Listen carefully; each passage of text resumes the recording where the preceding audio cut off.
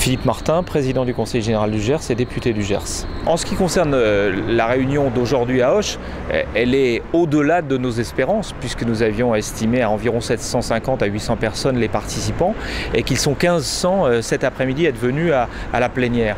Des gens qui viennent avec des convictions, qui les expriment, qui veulent se faire entendre et je crois une démocratie citoyenne qui s'exprime de manière pleine et entière. C'est donc une très bonne chose. Patricia Godefroy et je viens de finir mes études en aménagement et environnement. J'avoue que ça faisait un peu peur parce que ça semblait très médiatique. Alors aujourd'hui, j'avoue que je ne sais toujours pas à quoi ça va réellement mener, mais comme le disait un des intervenants tout à l'heure, il y a cette peur de surmédiatisation et d'instrumentalisation, mais il y a aussi cet espoir que ça serve à quelque chose réellement. J'attends de ce Grenelle que des actions très concrètes soient déclinées et rapidement. Je m'appelle Johanna Rachonard et je suis élève dans BTS à Saint-Christophe. C'est un lycée sur l'environnement justement. François Mélina, je viens du même BTS, gestion et protection de la nature. On a appris beaucoup de choses avec les questions qui ont été posées, ce qu'ont dit les élus.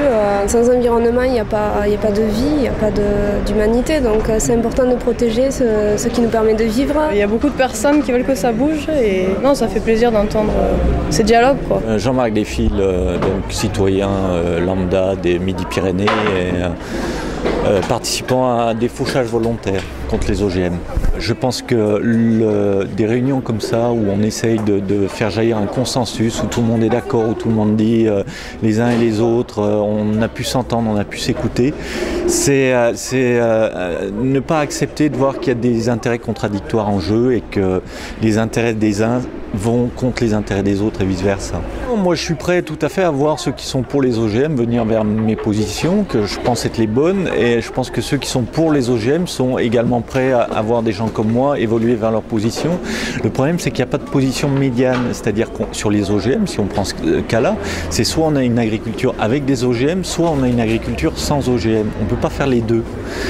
Donc le politique est obligé de prendre des décisions et faire des choix. Je m'appelle François-Xavier Casanova, je suis éducateur en environnement à Bagnères de Bigorre dans les Hautes-Pyrénées. Ça met le développement durable sur le devant de la scène. Après j'ai un petit peu peur que ça soit difficile d'arriver à faire une synthèse entre tous les gens parce qu'on a réussi à se parler, c'est bien, mais fondamentalement il y a quand même des désaccords qui restent là.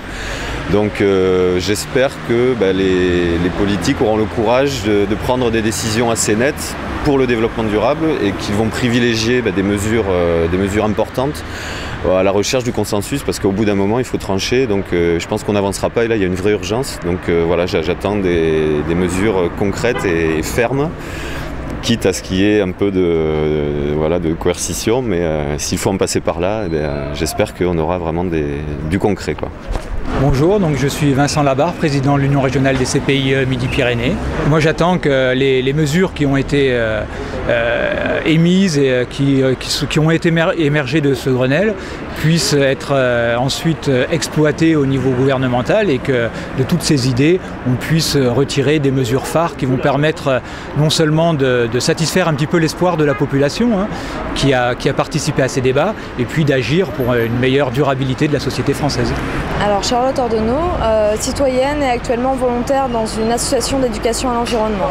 Normalement en Midi-Pyrénées on ne devait pas avoir de Grenelle de l'environnement, on a lutté pour qu'il y en ait un, il y en a eu un à Auch, donc je pense que les spécificités qui faisaient peur et qui faisaient qu'on n'avait pas de Grenelle, c'était les OGM, l'ours et AZF. Bon, AZF on n'en a pas parlé, on n'a pas parlé du risque industriel, par contre les OGM et un peu l'ours ont été présents aujourd'hui, donc j'étais contente que ces sujets-là soient abordés et mis au vu de tout le monde, quoi.